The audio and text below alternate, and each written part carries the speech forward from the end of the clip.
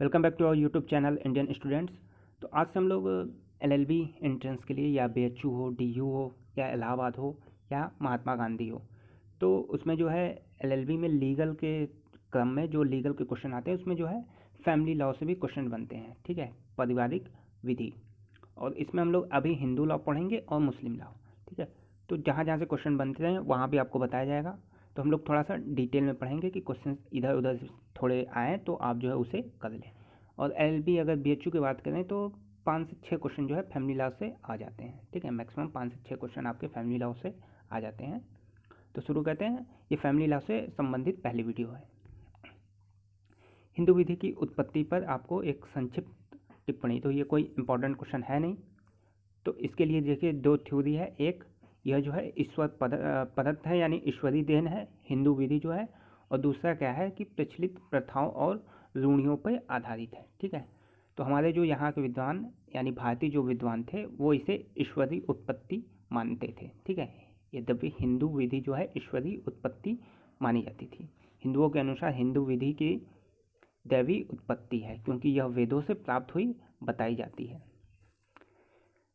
और इसमें क्या क्या है आते हैं स्मृतियाँ, भाष्य व निबंध। लेकिन जो यूरोपीय विद्वान हैं उनके अनुसार जो है हिंदू विधि ईश्वर प्रदत्त नहीं है, बल्कि बहुप्रचलित प्रथाओं और लोक रीतियों पर आधारित है जो ब्राह्मणवाद से पूर्व भी विद्यमान थी। ठीक है, तो यहाँ पे 2 कॉन्सेप्ट आते हैं हिंदू विधि की उत्पत्ति से।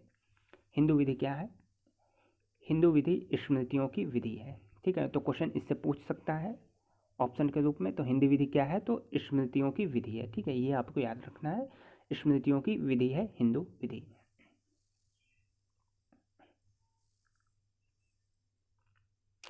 हिंदू विधि अस्थाई है या नहीं, विवेचना करना है।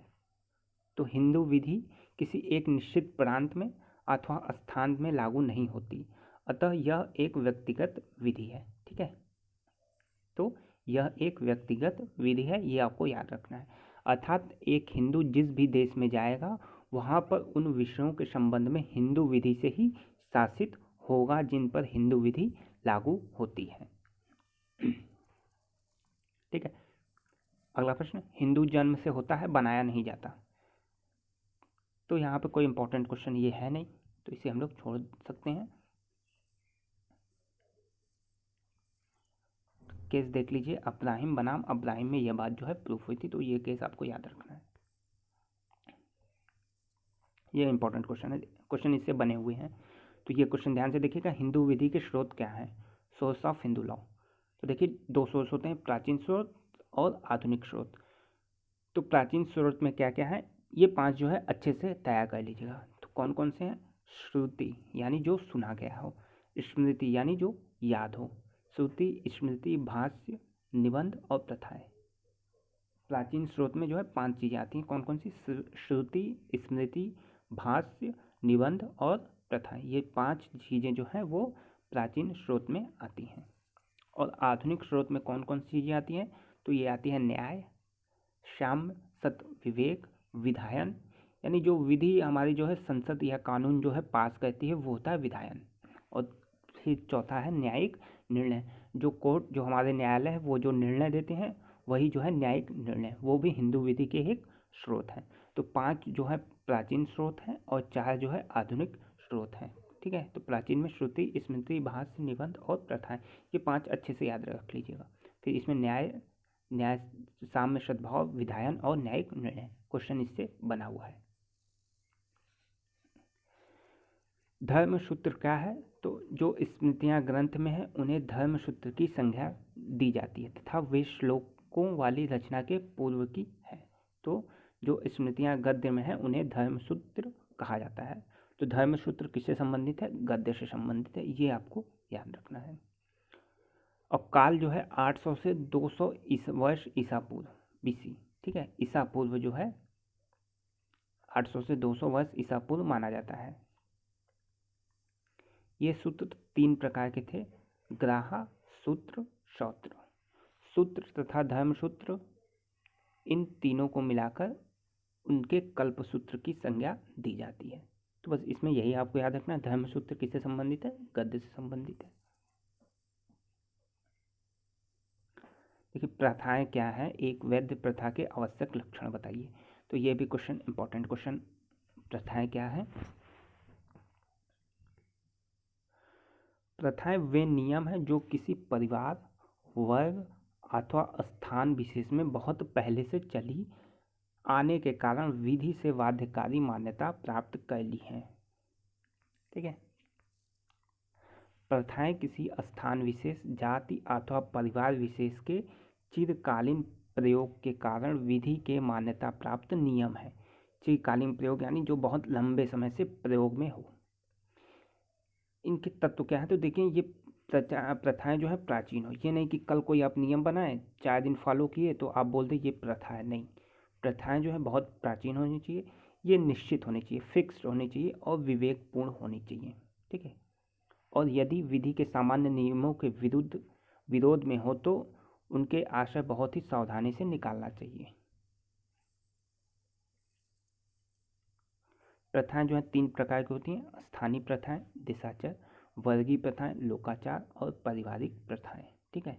स्थानीय प्रथाएं मतलब किसी विशेष क्षेत्र में सभी स्थान के लोगों के लिए मान्य हो। ठीक है, ये हो गया स्थानीय प्रथा। जैसे उत्तर प्रदेश में कोई प्रथा है तो वो हो गई स्थानीय प्रथा। वर्गीय प्रथाएं क्या होती हैं? तो किसी विशेष वर्ग में, ठीक है, किसी विशेष वर्ग में, जैसे उत्तर प्रदेश की कोई जनजाति है उसमें जो प्रथा है, यूपी है उसमें कोई जनजाति है उसमें जो प्रथा है वो होती है वर्गीय प्रथाएं। और पारिवारिक प्रथाएं यानी जो परिवार में जो प्रथाएं हैं वो होती हैं पारिवारिक प्रथाएं। वैध प्रथा के आवश्यक लक्षण, इससे क्वेश्चन बनते हैं। आपको 4 विकल्प दे दिया जाएगा, पूछेगा कौन है या कौन नहीं है। तो ये हो जाएगा प्राचीनता, अपरिवर्तनशीलता या निरंतरता, युक्तियुक्तता, स्पष्ट प्रमाण, प्रमाण भार, नैतिकता तथा लोक रीति के विरुद्ध न होना, विधान अथवा अधिनियमों द्वारा निषिद्ध न हो। ये जो है प्रथाओं के आवश्यक लक्षण है। न्यायिक निर्णय से आप क्या समझते हैं? वे निर्णय, न्यायिक निर्णय जो हिंदू विधि पर न्यायालयों द्वारा घोषित किए जाते हैं, विधि के स्रोत समझे जाते हैं। ठीक है, यही होता है न्यायिक निर्णय। जो कोर्ट जो है निर्णय देता है, सीधा सीधा आप ये समझ लीजिए। और इसमें कौन कौन से आते हैं? तो जो निर्णय जो है प्रिवी काउंसिल, सर्वोच्च न्यायालय, उच्च न्यायालय और भारत के चीफ कोर्ट के निर्णय आते हैं इसमें। ठीक है।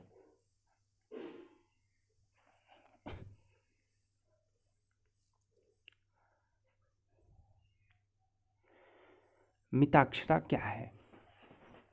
मिताक्षरा न केवल एक भाष्य है, मिताक्षरा एक भाष्य तो है ही, उसके साथ ही साथ वो स्मृतियों पर एक प्रकार का निबंध है। ठीक है, मिताक्षरा एक भाष्य है और स्मृतियों का एक निबंध है। यह जो है 11वीं शताब्दी के अंत में या 12वीं शताब्दी के प्रारंभ में लिखा गया है। और यह किसके द्वारा लिखा गया? तो विज्ञानेश्वर, ये नाम आपको याद रखना है। मिताक्षरा किसके द्वारा लिखा गया है या रचित है? तो विज्ञानेश्वर कहाँ के थे? आंध्र प्रदेश के निवासी विज्ञानेश्वर द्वारा लिखित याज्ञवल्क्य स्मृति पर आधारित है। क्वेश्चन यहाँ पे 2 से 3 तरीके से पूछा जा सकता है। मिताक्षरा किस पे आधारित है? तो यह आधारित है याज्ञवल्क्य स्मृति पर। ठीक है, ये आपको एक क्वेश्चन बन गया कि मिताक्षरा याज्ञवल्क्य स्मृति पर आधारित है। किसके द्वारा रचित है? विज्ञानेश्वर द्वारा रचित है। कहाँ के थे निवासी? आंध्र प्रदेश के थे। मिताक्षरा क्या है? एक भाष्य है। ठीक है। और यह जो है हिंदू विधि की एक शाखा के संस्थापक हैं। यह शाखा बंगाल और असम को छोड़कर सभी देश के हिंदुओं पर लागू होती है। कहाँ कहाँ को छोड़कर? बंगाल और असम को छोड़कर। मिताक्षरा विधि की को 5 उपशाखाओं में विभाजित किया गया है। देखिए ये भी याद रखना, मिताक्षरा विधि को 5 उपशाखाओं में विभाजित किया गया है। कौन कौन से हैं? बनारस शाखा, मिथिला शाखा, द्रविड़ एवं मद्रास शाखा, महाराष्ट्र एवं बम्बई शाखा तथा पंजाब शाखा। ये 5 शाखाएं हैं इसमें मिताक्षरा को विभाजित किया गया है। दाय भाग क्या है? ये भी इंपॉर्टेंट प्रश्न। दाय भाग, तो जीमुख वाहन, ये नाम आपको याद रखना, जीमुख वाहन द्वारा रचित दाय भाग। तो किसने की है? दाय भाग बंगाल में एक प्रमुख और प्रधिकृत ग्रंथ माना जाता है। कहाँ पे माना जाता है? यह बंगाल में। ठीक है। जिमुतवाहन बंगाल के एक बहुत बड़े विधिवेत्ता थे। कहाँ के थे? बंगाल के थे। देखिए, विभाजन, उत्तराधिकार और स्त्री धन पर यह एक प्रामाणिक ग्रंथ माना जाता है। इसके अनुसार पुत्र जन्मतः पैतृक संपत्ति में उत्तराधिकारी नहीं माना जाता, जैसा मिताक्षरा शाखा में माना जाता है, बल्कि पुत्र का हित पैतृक संपत्ति में पिता की मृत्यु के पश्चात उत्पन्न होता है। यानी मिताक्षरा शाखा में क्या बताया गया है कि जैसे ही पुत्र जन्म लेता है, पिता की संपत्ति में उसका हिस्सा जो है लग जाता है। लेकिन इस शाखा में क्या माना जाता है कि ऐसा नहीं है, पुत्र जन्म ले लेकिन जब तक पिता जिंदा है तब तक उसका उस संपत्ति पे कोई अधिकार नहीं है, पिता की मृत्यु के बाद उसका उस संपत्ति पे अधिकार है। ठीक है, तो यह माना जाता है दाय भाग में। तो ये मुख्य जो है दोनों में अंतर है। ये पीसीएस जे लेवल तक के क्वेश्चंस हैं, पूछे जाते हैं वहाँ पे, दोनों में अंतर है।